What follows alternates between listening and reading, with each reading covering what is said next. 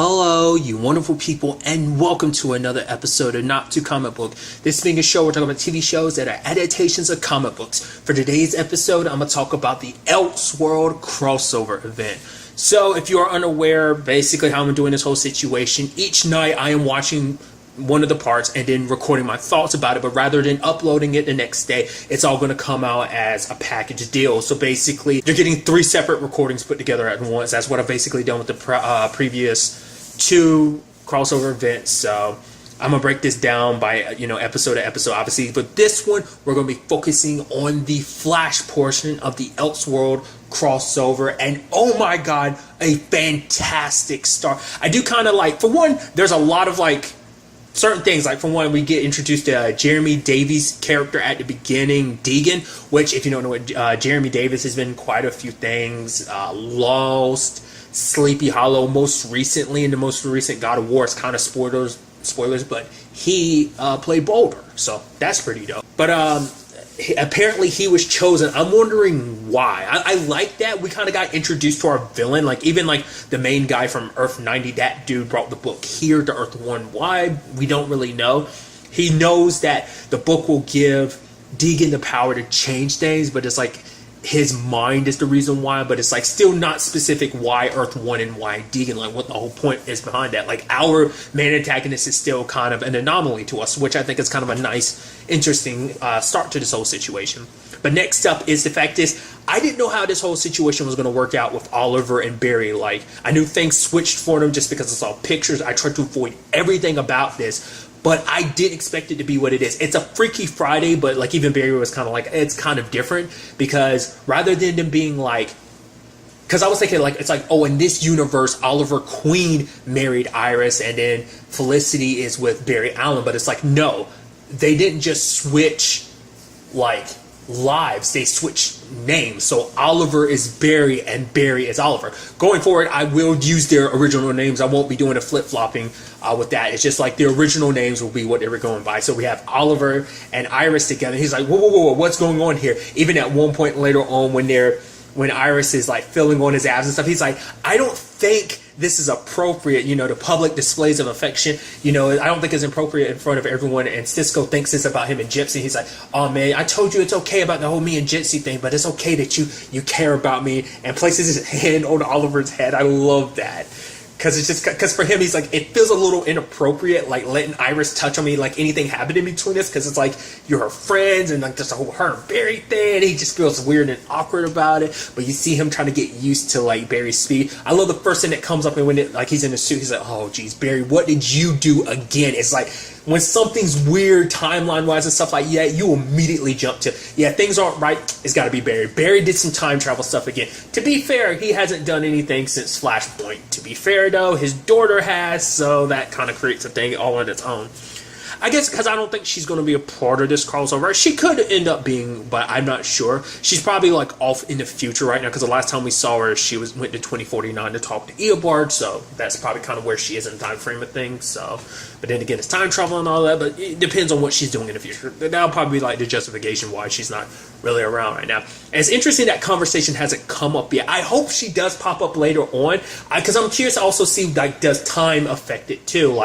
Did the timeline catch up to her to whatever this reality switch is? So if she came back right now, would she call Oliver dad, even though Barry's really, that's what I'm curious about, that whole situation. Or would she have escaped the effects because it only affects the present day? Well, it kind of I feel like it would affect all time too, because it's affecting all reality. But nevertheless, that's me diving too deeply into that.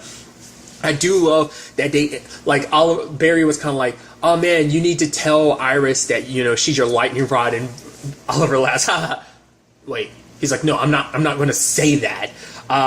Also, the fact is, we got to see Barry kind of go all Green Arrow and fight Diggle a little bit, because you never get to see him go all melee without his ability. So obviously he's got Oliver's skills, so I thought that was kind of pretty nicely done.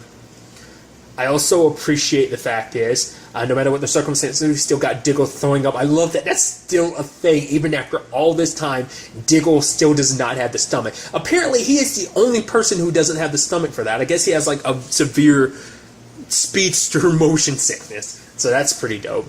But at the same time, I was surprised that Team Flash lock them up like that, because I guess for them it's kind of like, you guys are crazy, acting a little delirious, there might be something going on here that we're not really willing to listen to. What I also thought was interesting too is it shows you, this is a little neat thing, that Team Flash and Team Arrow have not really talked about anything, because it's like Oliver doesn't even know about Cicada. Because the last time something like big happened, it was back in season 4, which was season 4 of Arrow, but season 2 of Flash, where he was like, oh, like Barry couldn't make it to Laurel's funeral, and then you had Oliver be like, Zoom, because they kept up with each other. But now it's like, because Oliver's like, Cicada, who's Cicada? And then there's also the whole conversation about like, Iris is like, while Oliver was in prison, do you know what she told me about Oliver's situation? The fact is, Oliver made that choice without her. Oliver is just driven like by such anger, and you know, and that's why she was kind of like, that's why I'm lucky to have you, Barry, because it's like, we don't have that type of life. Like, you're not driven by that same darkness that controls Oliver. And it's so sad because Oliver had to hear about that from Iris, that, you know, her Felicity had talked about it. And it's like, oh man, it's kind of a gut punch, because he didn't really, you know, hear that side of things, you know. So I also love when they broke out Barry dislocating his finger, and then just Oliver laughing. That's a big thing this episode, is you see Oliver smile and laugh a lot. That's something you never get to see him do. You see him kind of smile a little bit, but it's like you never get to see him like happy like that. Every once in a while, but it's just like ha ha ha, something funny happened. And but him being laughing at Barry's dislocated finger was like funny to him. So that was pretty dope. Then we get jumped to bam, Earth 38. And then they hit us with the Smallville theme song. I'm like, shut up. And we finally get introduced to Lois Lane, who is played by Elizabeth, I think it's Tulich. I'm probably like butchering her last name. If you don't know, she played Juliet in Grimm. I was like, what? Because I had no idea we were finally getting Lois Lane. That kind of took me by surprise. I was like, yo, that's amazing. That's so cool. Because obviously we couldn't do the whole Erica Durant situation, because obviously she already played Kara's mom last season on Supergirl, so there's that situation too.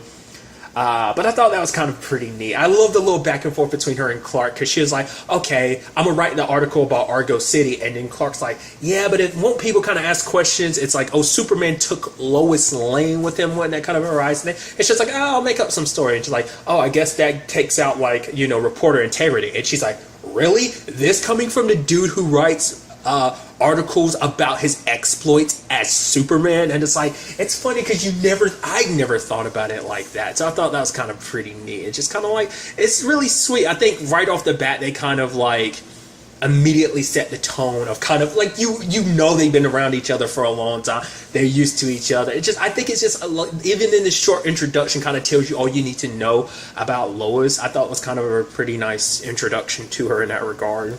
But it also led to some interesting conversations between Clark and Kara, because there's the whole conversation of like, you know, picking up where Supergirl left off, where it's like, yeah, Kara had to leave the DEO because like, oh, she won't tell them her identity. But it's like, she's like, do you think I made the right choice? And Clark's like, yeah, because our identity protects the people we love, you know, from our enemies. And it's like, that makes it the most important thing. So it's not something that you should be willing to just give up, you know. So he kind of supports her decision too, because, you know, as someone who is in the exact same situation as her, he understands completely. Like, other people don't understand the gravitas of what it means. Because once again, I brought that up during Supergirl. It's like, the fact of the matter is, I get it, you're the president and everything, but she's Supergirl. She will have literal supervillains coming after her family, people with powers and stuff like that, and no normal protection would be enough. It's like, so she's off saving them, like literally all the enemies that she's created, all the enemies of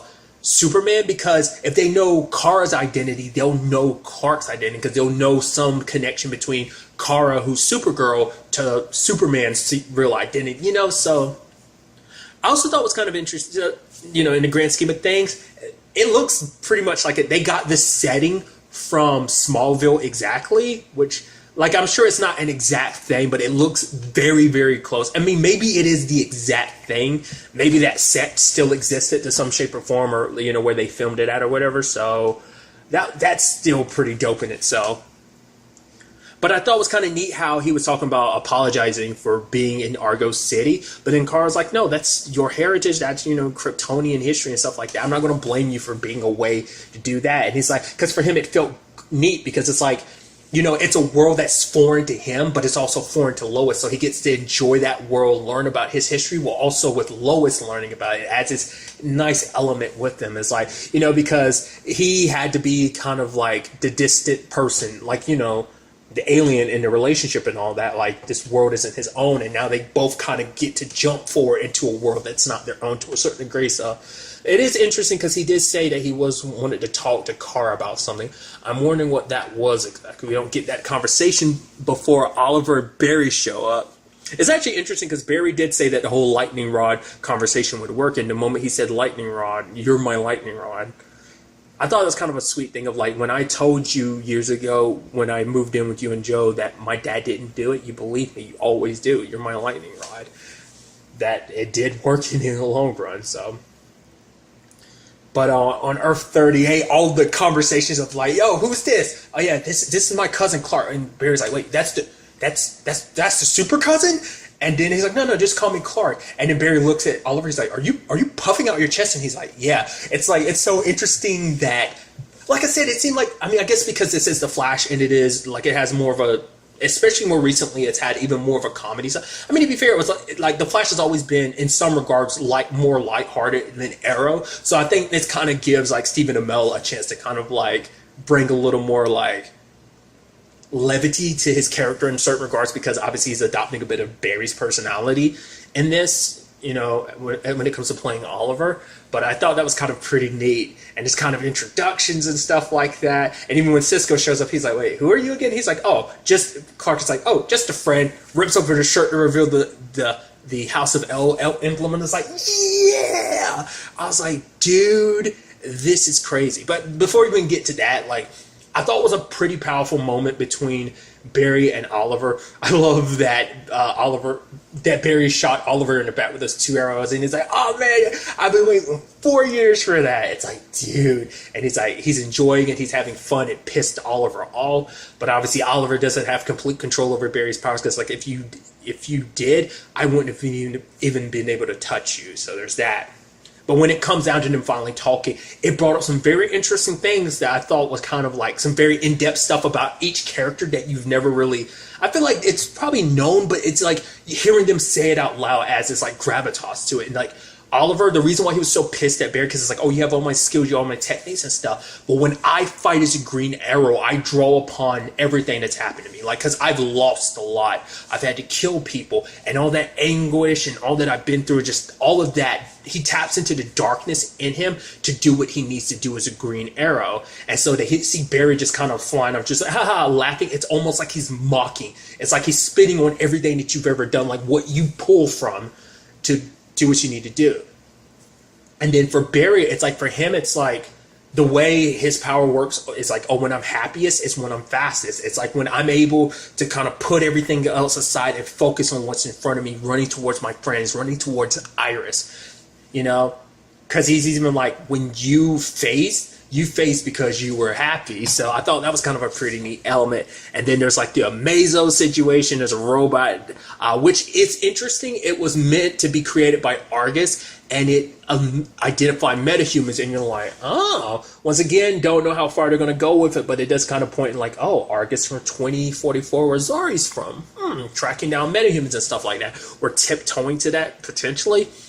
But, which is interesting, because, up to this point, Argus has never really dabbled too much. To be fair, like, it's mainly handled things, obviously, like, I guess it's also the aspect of, like, the 2 separate shows, so it's like, we never really get to see, like, anyone kind of do anything like that, and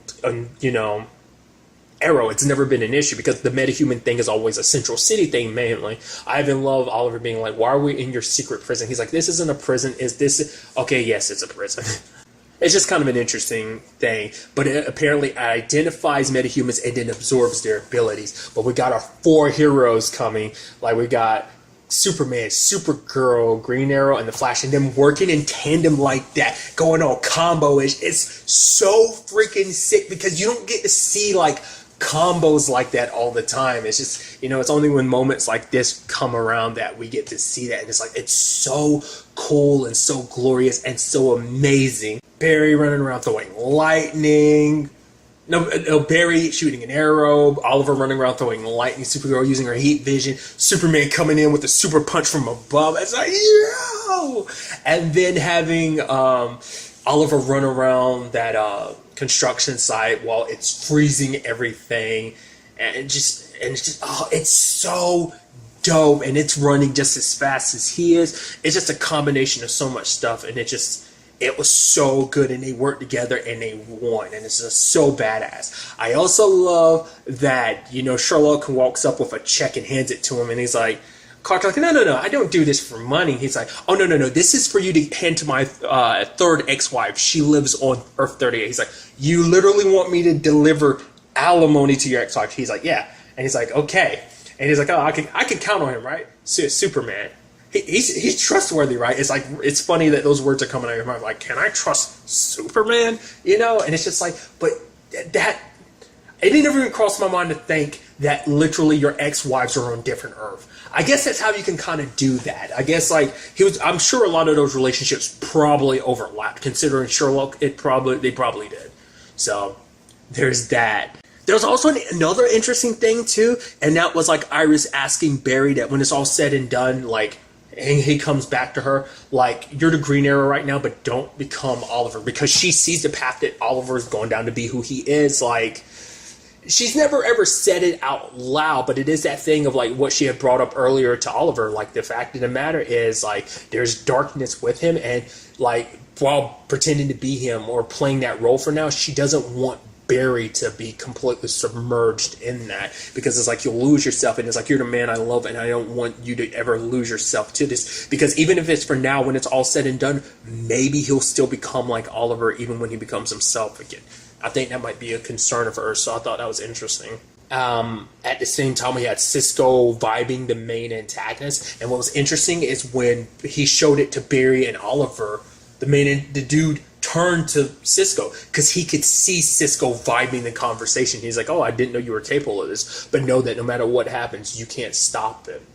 And then it's like, oh, who is that guy? It's like, we don't know who he is, but we see Wayne in the background. So I'm like, okay, which it's like, we're going to Gotham. It's like, yo! And then we get a slightly far off look at Batwoman, which is interesting. I think that fits very nicely, because obviously, like, this is going to be continuing in the Arrow part, but it's like, it fits the most in the Arrow thing. I was completely wrong, because I was under the thought, and it's like, oh, this is going to take place on Earth 38, the whole, like, Batwoman situation. I assumed it would, but I guess it doesn't.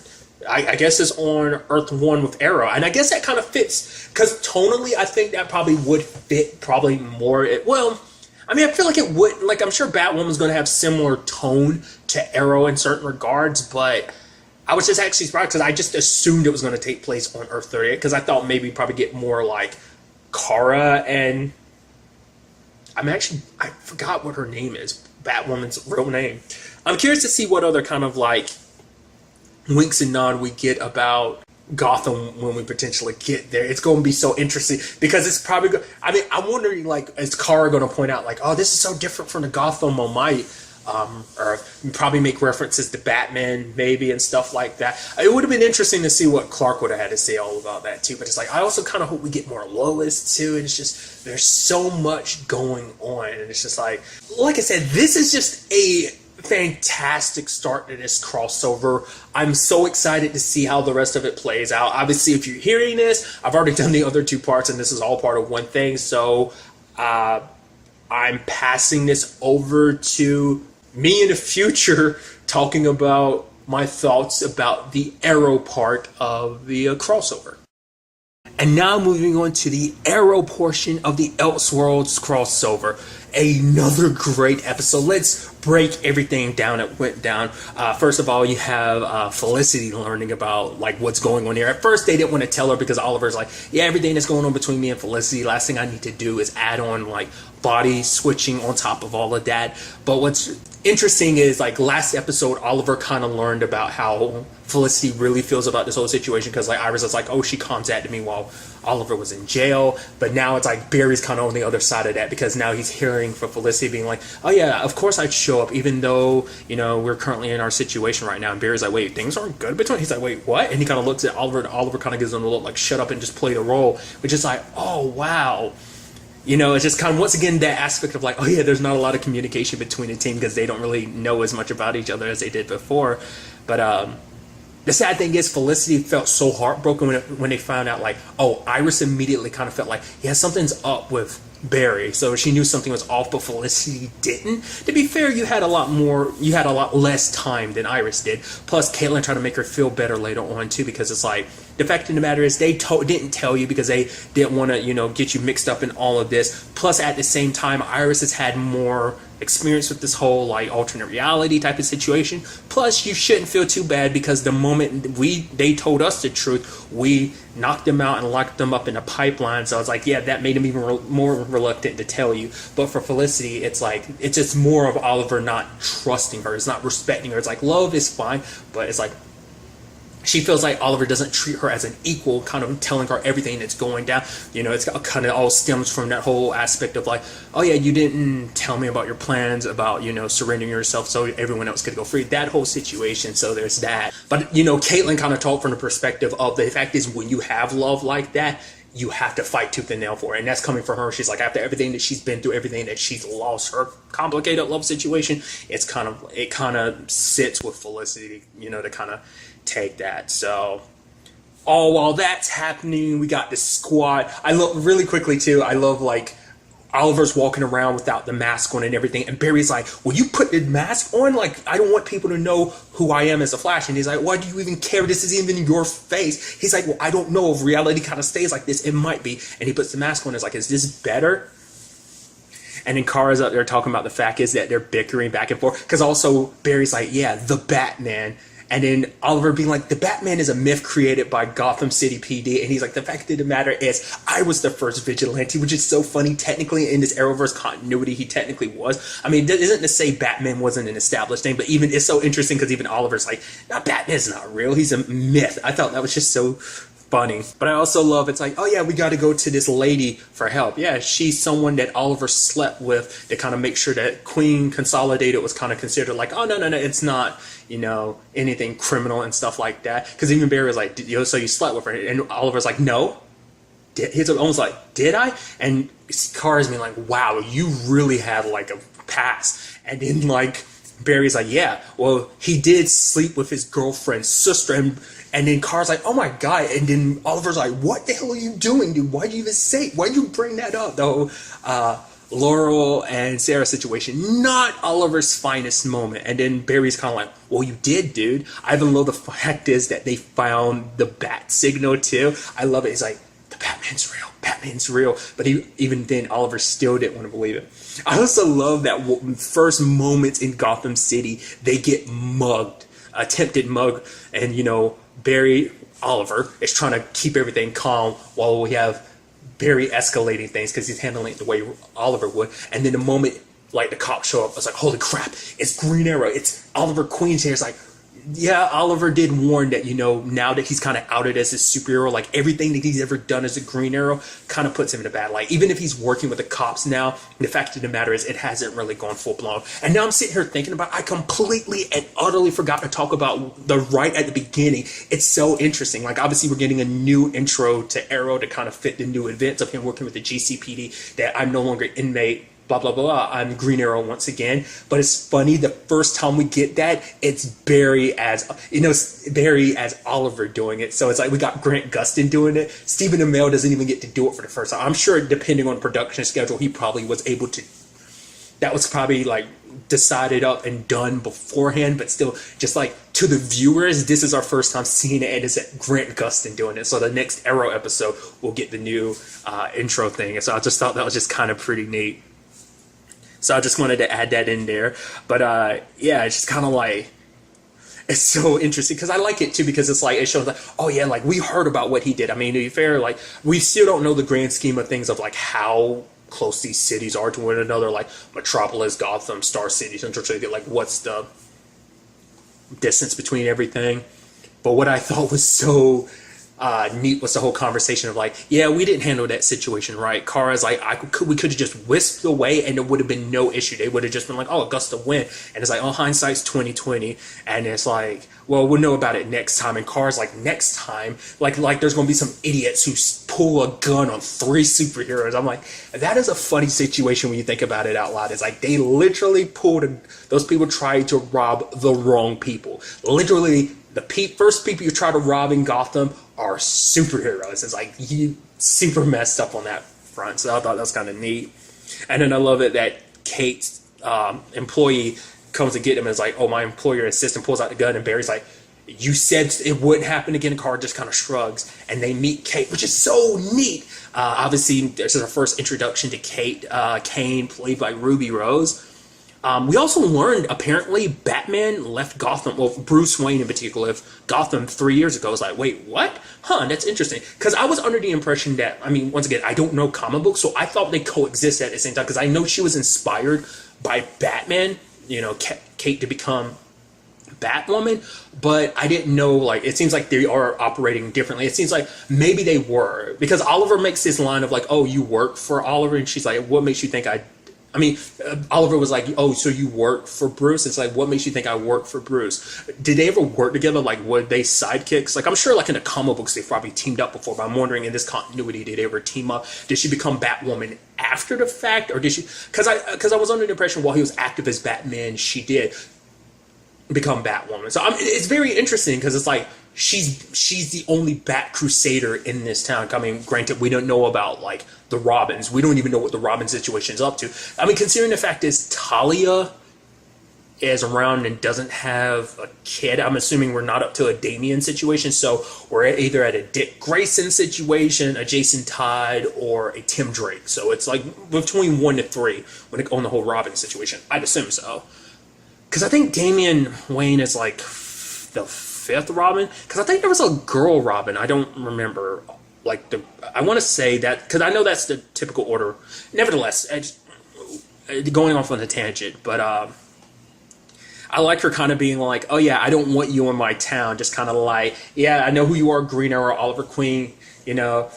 And it's just so interesting, because essentially it seems like Bruce, because even Carl points it out, it's like, Batman and Bruce Wayne ended up leaving town around the same time. Isn't that interesting? So I'm guessing on her Earth, she knows who they are, because she even points out the fact is that she talks to Kate later on. And it's like, oh yeah, like my cousin is friends with Bruce Wayne. Well, frenemies, which is like interesting. So it's like, because like it's been referenced before, like about like, you know, because like Kara has talked about it in the past, like when Jimmy was, first becoming Guardian, how she didn't like masked crusaders and stuff like that.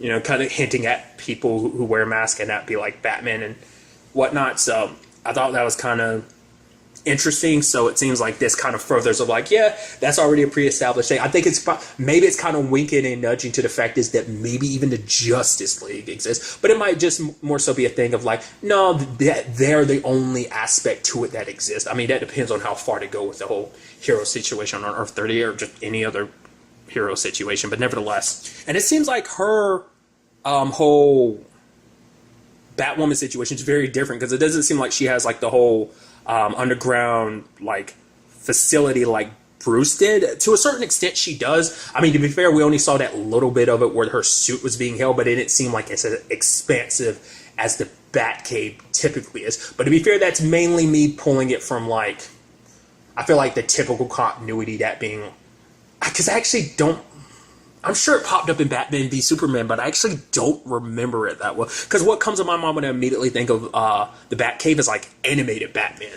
cartoons and stuff. It's my kind of gist of it, but we didn't see anything like that. I mean, she might be kind of low-key at this point. She might not have like the huge...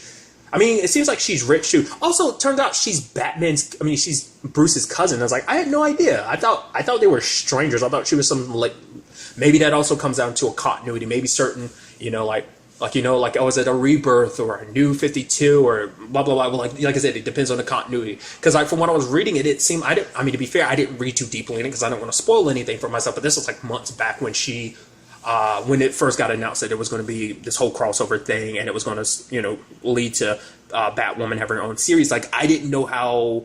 Like, I didn't read anything about them being connected in that regard, but maybe they typically are, like I said. Either way, I thought that was kind of neat, because it's also the nice parallel, too, because it's like, oh, Bruce is her cousin, he's Batman, Kara's cousin is Superman, and it's like, oh, the parallels between them and stuff like that. I do like, she does a very good job showing up and kicking ass, doing the typical Batman thing, well, Bat person thing, because all of them kind of do this, and just snatching up people, and then, like, yanking people, the freaking, got her first Batarang. Jeez, I was blanking on it. We got a little bit of first here and there with that whole situation, so I thought that was kind of pretty nice. But it was also interesting, her conversation too, because like I said, no one knows what made Bruce leave Gotham or even Batman, and it's like, for her, it's like, Bruce looked out his window every day and saw like the city that we grew up in rotten to its core. And essentially saying, you don't run from something like that. Bruce fought to the very end until, like, he finally left. Once again, we don't know why, but maybe we'll kind of dive into that in the future. I'm curious to see how they handle that whole situation. Like, when it comes to the Batwoman series, will we get, like, an origin story first episode? Will it just kind of be like she's already established and we'll kind of go backwards and learn a little bit about her in that situation? I'm curious how they handle that. We are getting introduced to her already being Batwoman, you know, so... Because, like, using Barry, for example, when Barry was first introduced, he hadn't been hit by the particle accelerator yet. He was still just a normal criminal investigation person, so... I love that we go to Arkham Asylum, too. I was like, what? And obviously, little winks and nods. I love that they're bringing Caitlin in, and it's like, oh yeah, she touches stuff and she freezes it, and, like, obviously, she switches her eyes over to Killer Frost, and the lady running... there at the desk is like, yeah, we got plenty of people there like that. I'm like, ah! But then we got a few names. We saw Oswald Cobblepot's door. We saw Isley P. Poison Ivy. Edward Nigma. We even saw him write something like there was a riddle near his door. There were two other names I'm not familiar with. So that was interesting, too. I was, like, wondering what other names were going to be there. But I thought that was just kind of nice. At least I got, like, I think they show 5 doors at least. I got 3 out of 5, so I'm happy with that. I'm like, hey! But those 3 are, like, the main people you would know. But I feel like if it wasn't for Gotham, would I even really know their names like that? Oswald, I probably wouldn't, because I always know him as Penguin. The Telltale Batman thing probably would have made me think of that. But, Isley, I think because I always forget Poison Ivy's last name. I always forget it's Isley. Probably not the Edward Nigma situation. I would have probably not thought of, like, Riddler. I don't think I would have gotten that one, but nevertheless. I mean, because it turns out Deegan, like, his whole situation is he experimented on people. It's like, man, that's the perfect place for you to go is Arkham Asylum, interestingly enough. Also, you gotta give major props to Diggle having his little action scene kicking ass. Bam, bam, bam, bam, bam. Just literally taking out all those inmates pretty much by himself. And of course, with, you know, an alternate reality type of situation, Deegan remembers everything. Because I guess, you know, when he opened up the book, he learned everything. So it's like he knows exactly who Oliver is. He's like, oh, you know, why didn't I make myself the Flash? He's like, you know, these reality type of situation, alternate reality is kind of a learning curve to it. So there was also other little winks and nods.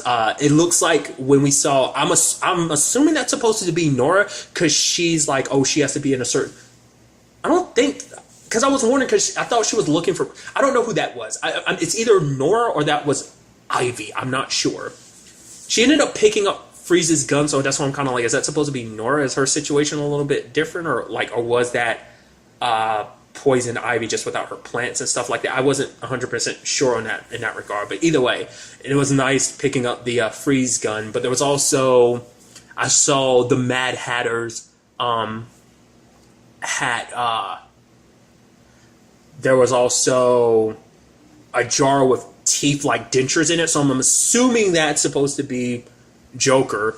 And then there was also a mask. It was a Bane mask, but it looked like Dark Knight Bane. I was like, oh, now that's a nice touch. Because they could have easily just made it look like any, you know, the typical continuity, I guess. Like, I don't know, like, does he look, is that supposed to kind of represent it being, well, because now I'm thinking about it, because it's like, oh yeah, like, Batman left in the Nolan universe, so is that supposed to be kind of representing that this takes place in the Nolan continuity? That might be what that's kind of aiming for with the Bane mask design like that. It's probably kind of a wink and nod to be like, maybe we take place in this universe, maybe we don't. Ha ha ha ha ha. Maybe it's just a little thing, maybe it's more to it. You know, it's that type of thing. We'll probably learn about that more kind of going forward. So I also thought it was kind of neat. You see some buzzers and some stuff on the floor. It looked like there was a boomerang. I'm guessing that was Captain Boomerang, but the other stuff, because the buzzer and stuff, I was like, Riddler? But I was like, no, that's more Joker style. I forgot.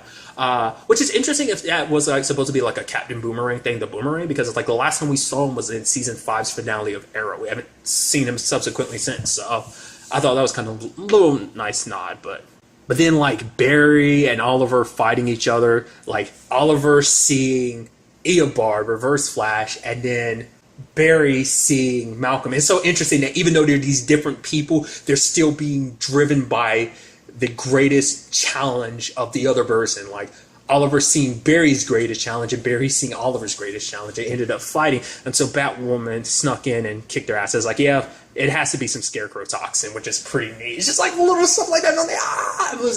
I am legitimately losing my mind. And I love her being like, yeah, so, yeah, get out of town as soon as possible. And I love Barry being like, yo, so is there any chance we're getting a ride in a Batmobile? She's like, leave, go. And then Kara, you know, being able to see with X-ray vision, realizes who Kate is. And it's like, you know, too bad I gotta go, but we'd make such a good team, like the world's finest, which is nice. Because interesting enough, when Barry and Kara first met, I think that's the name of the episode, World's Finest, when they met. And it's like, yeah, because we have a bat person and a super person crossing paths. And it's like, that's why I was actually so shocked to find out that, you know, I brought this up in part 1, like, that this takes place on Earth 1, like Gotham and Batwoman that we're getting to know are on Earth 1, which I think is so interesting. I mean, it makes you wonder, will it make Kara think about going to visit her on Earth 38 or something like that? I have no idea. So that in itself is very interesting. I did like Oliver kind of easing Felicity's mind when he kind of explained everything. It's like, yeah, it's a little weird and stuff, but he's like, we're both changing, and that's okay. It doesn't have to be a bad thing. The fact of the matter is, you know, we can change together, but at the end of the day, like, no matter who we become, who I become, who you become, like, if things change, I will always love you. You will always be the love of my life, and know that nothing will ever kind of change that fact. And I was like, I thought that was kind of beautiful, you know? Because, yeah, they are, because that was another fear of Felicity's, because it's like, we're already changing, like, oh, you know, it's like, there's so much already changing between us. We become different people. In Oliver's case, this situation, he's literally become someone else. So I thought that was kind of pretty neat. But what really shocked me, like, obviously we had, like, you know, it turns out it's not Jay Garrick. It is, in fact, Barry, because this is supposed to be, you know, become John Wesley Shipp as Barry from, like, the 90s Flash. Like, he's from Earth 90, which they never talk about. I'm like, because I was under the impression, like, it's supposed to be limitless Earths, but then they kind of went only as far as 52, which I guess that's more supposed to be like, that's the 52 known established universes out there.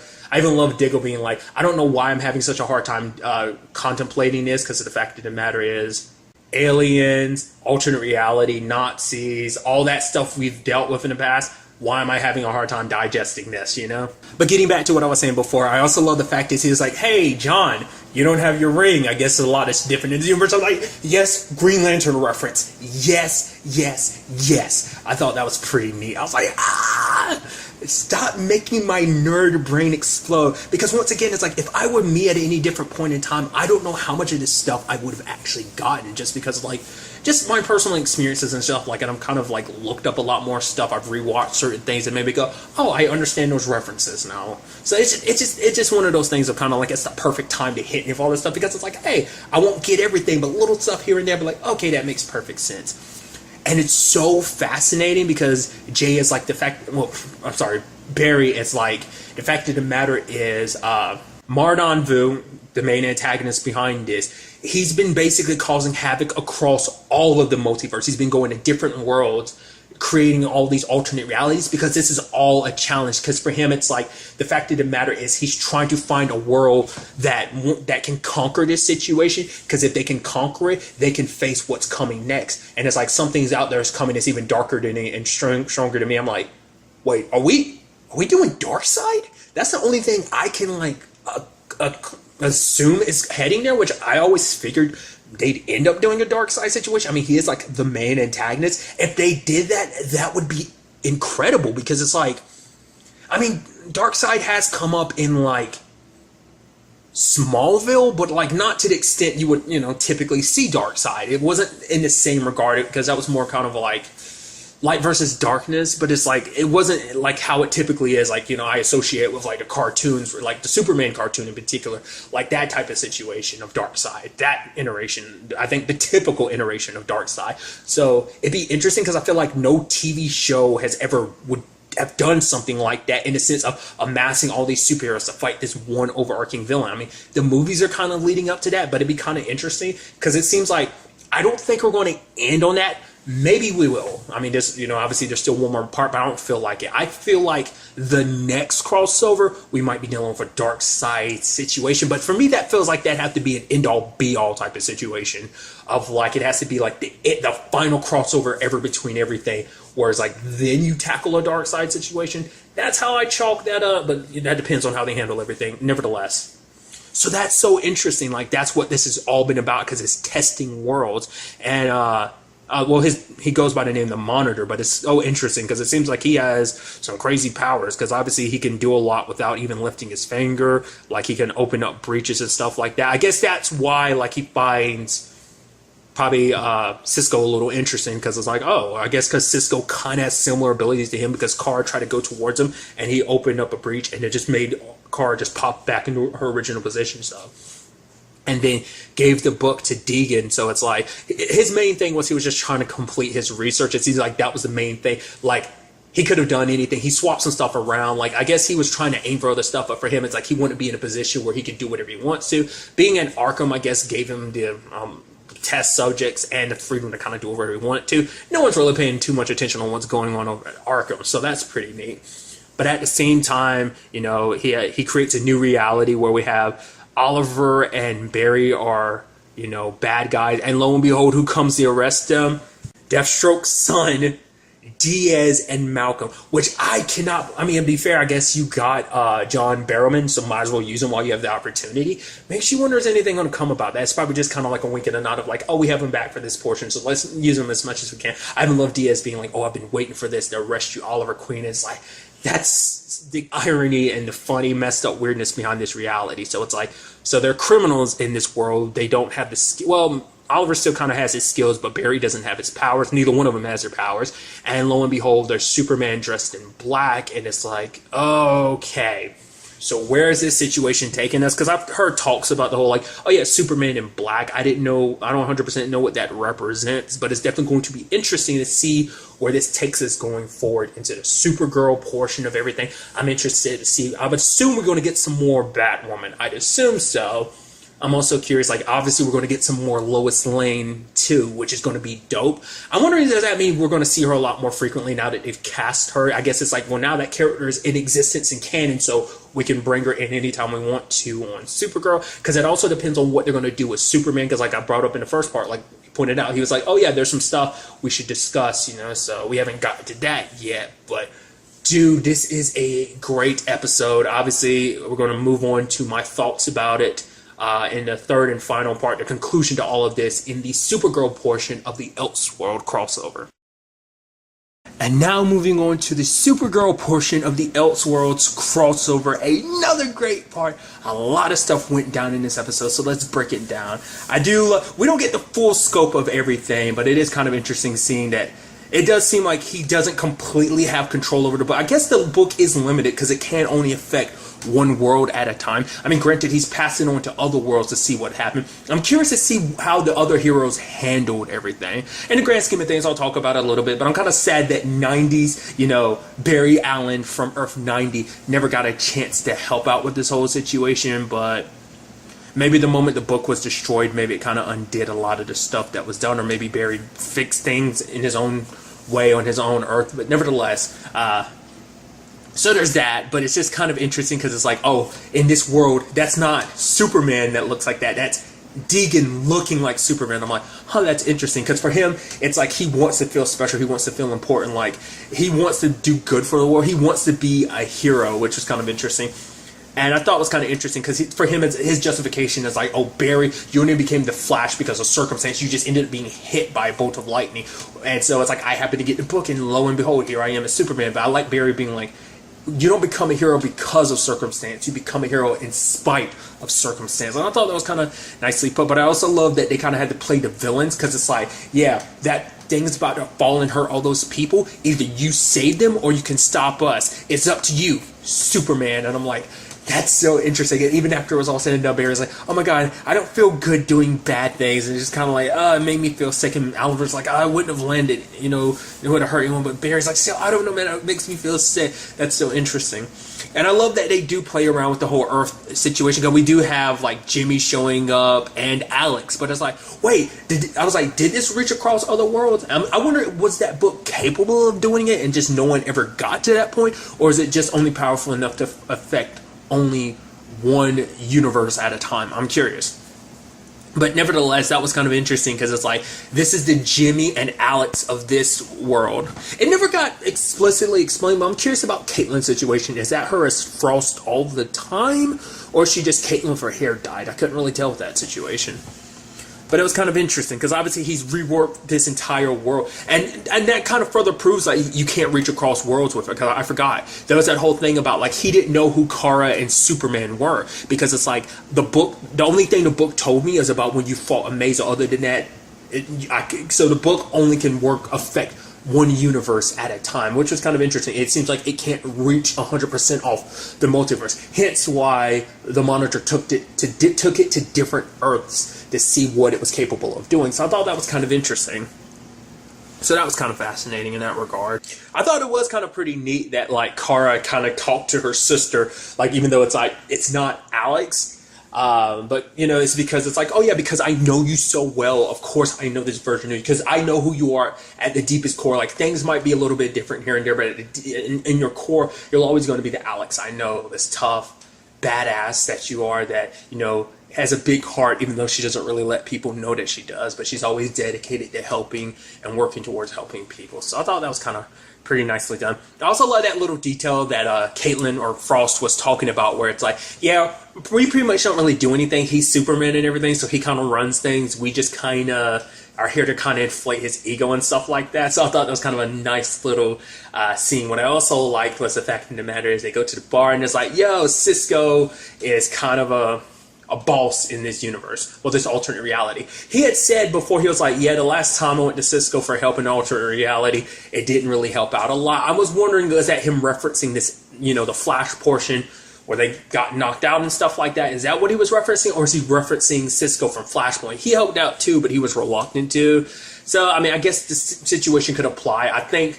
the Elseworlds Cisco situation was a lot worse, just because he helped knock you out and keep you locked up. So there's that. So I also love that Gary worked there. I was like, because right, you're on Earth 1, and he's like, I'm like, you guys are my heroes. He's like, I'm legends. I'm like, shut up, I love you, Gary. It's like a little legends wink and nod. I'm glad there's at least kind of one in that regard. So I thought that was kind of neat. But I also love that Jimmy is his bodyguard and stuff like that. And Oliver and Barry get their asses kicked. Granted, I don't know if it was by both, Jimmy and the dudes that was with him, or was it just Jimmy himself? Because I think it's also to be thought like, it's like, well, Oliver isn't the Green Arrow in this universe, so he doesn't necessarily have the skills that he had before, is kind of what I think that's hinting at. So hence why they kind of got beat like they did. But I liked the little winks and nods and stuff like that, including characters like Gary and Jimmy in that regard. So, but getting Cisco to take them to Earth 38, showing up at the Fortress of Solitude, and it's like, oh, where would the book be, on Earth 1 and everything? And Cisco's like, oh yeah, it most likely would be Star Labs at places like it's like, yeah, he was like, I was locked up there. And Oliver's like, hey, we were locked up there too and touching them. Cisco's like, wait, who told you could touch me? Did I tell him he could touch me? It's like, yeah, I didn't think so. It's like that whole situation. Bringing Clark along. It's kind of interesting because he's talked about the fact is that he's come across like a book similar to this in the past in a sense, just because like he knows how it operates. Like it takes a mind. It makes you wonder, like, it's to me skipping around and stuff like that. I'm curious, why was it that? Well, I guess because she was in a weakened state at the time, she wasn't fully back to her full powers yet, so maybe that's why. But the fact is that even Deegan as himself could operate the book. I think that says a lot about him naturally. Maybe only, it takes a powerful mind, because that's always something that always kind of gets overlooked, because even I kind of didn't really realize it. Like, Superman's actually got a very powerful mind. I'm assuming the same thing kind of applies to Supergirl, because it's not just that he's necessarily, because there's a difference between him and Batman. Batman's very cunning, smart, whereas Superman is, what was the term I looked up? It's that thing of like he has a very like photographic memory. It's kind of essentially, so anything he reads, he immediately maintains in his brain. So I guess his brain, being kind of essentially super too, can handle it a lot better than a normal human, which I think that speaks volumes about Deegan. Also, I was just looking at everything. One of the cells in the Arrow portion said M. Guggenheim. I was just literally looking at it. I think he's the person who does the music for the shows. So I was like, okay, that's interesting. It makes you wonder, what's the other name? I forgot what it was. I wonder, was that supposed to be a little kind of reference to, like, one of the, some of the people behind the TV show or something like that. Like that kind of, that's what I chalked that up to. Not unless there's someone in DC with just the name Mark Guggenheim, but nevertheless. But I love that they're like, yeah, we it's most likely hidden in the Fortress of Solitude. And Barry's like, dude, literally, I just left the Fortress of Solitude. Wait a minute, what do you mean this is the Fortress of Solitude? This is the Time Vault. It's just kind of interesting that it just made like a whole point of that whole situation, the book being there. But I did think it was pretty dope getting Superman versus Superman. I do like, just because I think it's just because I'm biased, because I love Tyler Hoechlin, because I love the TV show Teen Wolf. That's the first show I came acquainted with him in. And the fact of the matter is, just it was pretty dope seeing that situation play out the way it did. And then the whole situation of Barry and Oliver getting back to their original positions of like Barry being the Flash again and Oliver being Green Arrow.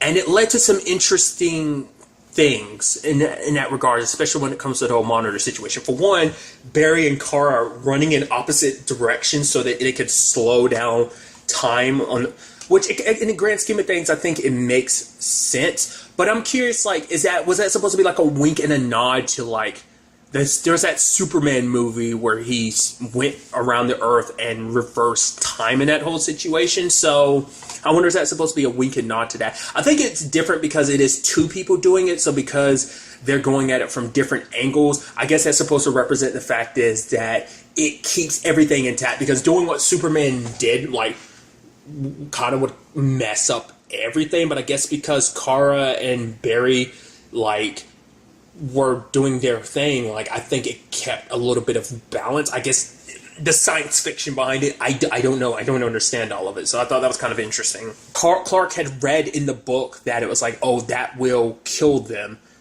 if they do it. But they're like, we kind of have no other choice. It's the only way to kind of slow things down as, Deegan tries to kind of rewrite reality once again. And I love that, Brainy and John show up from Earth 38, and Brainy apparently fights Amazo. Like, once again, we still have not fully seen what Brainy is very capable of. We've seen him in very, like, calculated, like, precise movements, but, like, a straight-up fight against something that's as strong as Superman, and the fact is that he was able to beat it speaks volumes about how tough he is. So it's kind of a shame we didn't get to see that, but still. But what I really liked is the fact is that Oliver confronted the Monitor, and he's kind of like, I'm it's kind of interesting that, you step to me, a god, like, you yell loud enough, you get a god's attention. So that speaks volumes about you. But like, Oliver's like, you're no god. He's like, well, it's the closest thing to kind of describe me. So I thought it was kind of fascinating in that regard, because it's like, Oliver's like, you're saying that maybe I potentially could be the one to kind of lead this whole situation. And I like Oliver's conversation of like, but it can't be me. There's too much darkness in me. The fact of the matter is, Barry and Kara are the greatest examples of us. They are the light. And I think that is such a neat comparison, because like that's always been Oliver's aspect of it. He has been the darkest amongst the superheroes. Like, obviously tone-wise that's Arrow, but that's always been Oliver's thing in comparison to Barry and Kara. Like, for one, they've never killed people. Also, like, they are, the truest form of like heroism, essentially. And he's like, you want to claim to be like a god of some sort, but you're literally getting rid of the two greatest chances we have of facing this crisis that you're saying that we're coming across. And he says that there's going to be a price for this. Like, there has to be balance in the universe. And Clark had said a similar thing too, that it kind of comes with a price. We don't know what that price is, which is interesting. Because when it's all said and done, Oliver was able to stop this with, you know, one of his arrows. And what I'm wondering is, like, was that an arrow that the Monitor had made? Because he had a kryptonite arrow before, because Barry was telling him, it's like, no, there's a lot, you don't have to give into the darkness. Like, you don't have to handle things this way. Because I think for him, it's like, using that kryptonite arrow would have killed Deegan. So it's interesting, because when it's all said and done, his face transforms. Like, I'm sure, like, anyone that's well-versed in comic books knows exactly what that is and what that's referencing. I have no idea what that whole thing is. His face. I was kind of expecting him to kind of give him a name, but that might be something we see kind of pop up later on. I'll talk about that in a little bit, but I love the whole just joking around and stuff like that of like, yeah, we saved the day and everything. And I love that, you know, the whole conversation of why, like, Oliver had faith in Barry and Kara to get this done, because for him it's like, you know, I don't know Kara that well, but I know Barry, and when the time comes, you know, he digs in deep and runs faster. And Clark is like, my cousin is exactly the same way. He's like, that's why I have faith in him. I'll admit, yes, it's kind of a shame that it isn't some like big climactic battle of everyone coming together to fight and defeat his opponent, but I think it does some interesting things in the sense of what this potentially means going forward, because Oliver says some things at the end where he's telling Barry, like, what was it? We don't know how much time we have, essentially. So whatever went down with the Monitor, like, it cost Oliver something.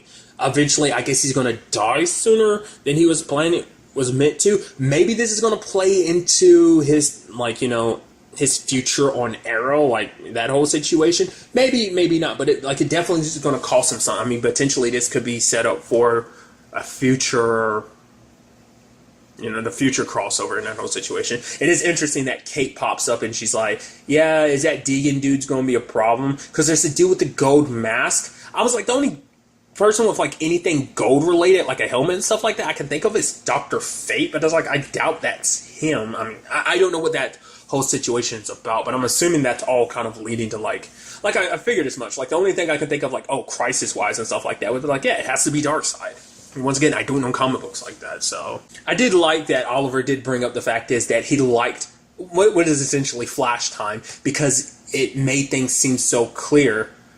And so, because there was a conversation that had come up before too about like Barry can handle anything that comes his way just because of the person that he's become, the hero he's become, has shaped him into someone that can handle any burden that comes his way. So, but Barry is trying to tell Oliver, like, you might not like to admit it, but that essentially he's a good man, whether he really lets people know about it or not, or let them see it or not. So I thought that was kind of neat, but, you know, Oliver still kind of doesn't think so highly of himself. He kind of one of his faults. But I also love the fact is that Barry's like, oh, we can hug it out, and Oliver's like, no, you've already done it like twice where I told you no when we hugged anyway. But it's like, no, we're not going to hug, but we can tell. So I thought that was kind of pretty neat. I also love it being like, Kara's like, man, this is almost becoming an annual thing, and Barry's like, I hope it isn't. And then they see Oliver smile, and she's like, whoa, you're smiling. He's like, yeah, I am just a little happy. And it's like, oh, wow. So I thought that's just kind of pretty neat all around. Just, like I said, what I think is kind of interesting, too, because I feel like the previous crossovers didn't end on cliffhangers. This did, because even this Elseworlds situation, I mean, they kind of set it up to be like, no, this is just the precursor to what's happening next year, because it says like, oh, fall of 2019 for the next crossover, which is Crisis on Infinite Earths. I know that's a comic book run. I don't know that much about it. Once again, I'm just assuming this is kind of like the big moment for everything. Well, like I said, it's like leading up to Darkseid and stuff like that. So that in itself is very fascinating. I'm curious to see how they end up structuring that. But I'm assuming, because it's actually kind of interesting in the grand scheme of things of how this is structured. Like, when you actually think about it, like Heroes versus Alien, it was 4 parts, but technically it was 3 because Supergirl's only had that little bit at the end to do with the entire crossover. Supergirl played a big part in the crossover, obviously, but it was just kind of like Supergirl, the show itself, was mainly kind of its own episode, and then at the end it connected to the other shows. Like Flash was technically the first part in it in that certain regard, but then last year all 4 shows were involved. This year only 3 of the shows were involved, so I'm guessing next time we're going to get it again where it's like, well, not just 4, probably 5 at that point in time. Because once again, that depends on what they do with the whole Black Lightning situation. As time is going on, it seems more and more likely that it's like, nah, that's definitely going to be its own thing. But by that time, Batwoman's going to start. So to me, I just think that's the most incredible thing, that like it's a crossover cliffhanger. Because obviously, like, some of this is going to trail back into each of the respective shows. I thought that was kind of interesting. I mean, to be fair, like, you know, in Kara's case, it's like, you know, Clark and Lois are going to be living on Argo for a while because she's pregnant, which is like, oh my god, I didn't see that coming. I was like, oh, I figured they were going to go live on Argo probably, but I didn't even think about like the whole potential, like, oh wow, she's pregnant situation. So that's crazy and that's cool. But he's leaving everything in Kara's hands because for him it's like, you know, I hope this situation has taught you, like, you, with or without the DEO, you can still protect and save this world, you know, and that no matter what reality goes down, you will always have Alex's back. So I thought that was kind of pretty neat.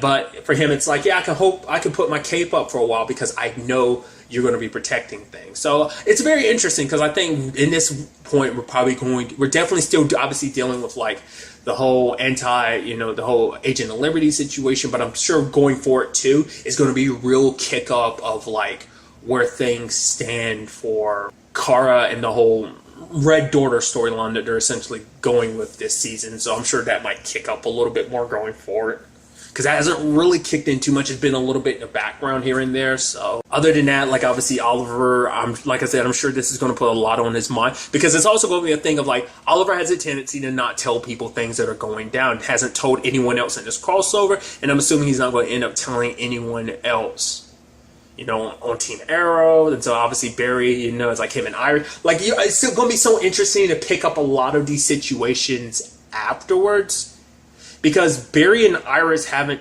talked subsequently since all of this, because they only talked in the Flash portion. So now that he's back and everything, it's going to be interesting when we get to each respective show to find out like whose memories are still intact about what. Like obviously our heroes. It's actually kind of interesting. I'm wondering, was that just because on Deegan's part? The fact is that like Barry and Oliver, he switched things around, messing around, but like they remembered. They were the only ones that did across every reality. Was that on purpose? Or was it just because something was actually looking out for them? Like, was the monitor like blocking it so that they wouldn't be affected? Because like him and Kara, Kara's situation being a little different because she was on a different Earth. But to be fair, I guess because she's not from this Earth, like she had an immunity to the changes, because even though she was right there, it didn't affect her. So that's why I kind of chalked that up to be. But we'll see in the long run.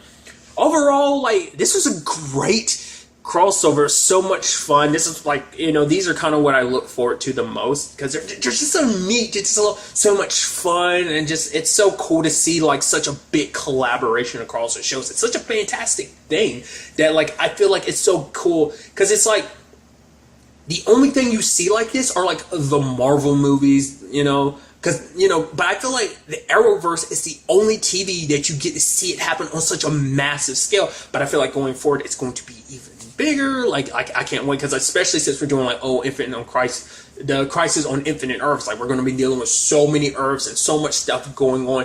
It's going to be crazy, and I'm very excited. But also, I am excited to get back to each of the respective shows and see where their storylines take us going forward. Once again, do note, I brought this up before, but Supergirl and Flash will be returning to their respective days. Supergirl on Sunday, Flash on Tuesday. That was just only for the crossover that they had switched. We had the Flash returning on January 15th, according to what I was seeing. Supergirl returning on January 20th, and Arrow returning on January 21st. I looked it up really quickly. I didn't see any official dates dropped for the Batwoman series, so I think that still hasn't really been given an official date yet. So, but yeah, I think that pretty much wraps up, you know, my discussion of this crossover event. So, but really, that's all I want to talk about. Till the next time we meet, be happy, be safe, live life to the fullest, and enjoy it. Good day and goodbye.